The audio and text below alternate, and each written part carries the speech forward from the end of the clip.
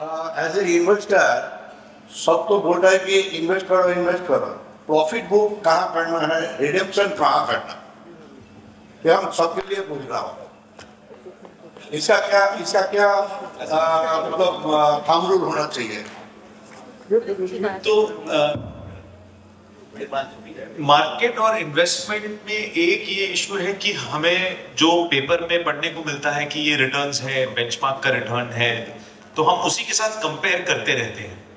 और ये global phenomena है कि जो इन्वेस्टर्स हैं, जब पैसा उन लोग लगाते हैं तो उनको कुछ ना कुछ एक बेंचमार्क चाहिए कि मेरा रिटर्न कितना बन रहा है, और वो जो सेंसेक्स हुआ, निफ्टी हुआ, उसमें कितना रिटर्न बन रहा है, उसके हिसाब से वो बेंचमार्क लगाते हैं।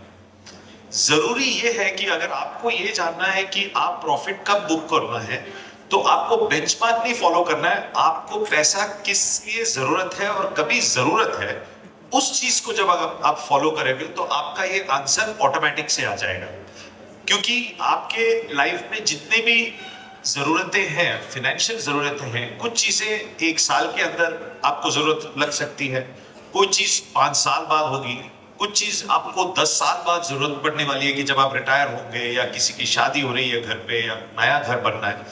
तो आपको ये देखना है कि अगर मुझे 10 साल बाद कोई चीज मुझे पाना है, और प्रवीण जी के साथ बैठ के मैंने देखा कि मेरे पास जितना आज पैसा है और जो मैं एसआईपी कर रहा हूं, वो 10 साल बाद जब मुझे वो घर खरीदने के लिए मुझे 13% का रिटर्न चाहिए, तब जाकर मैं वो घर खरीदूंगा।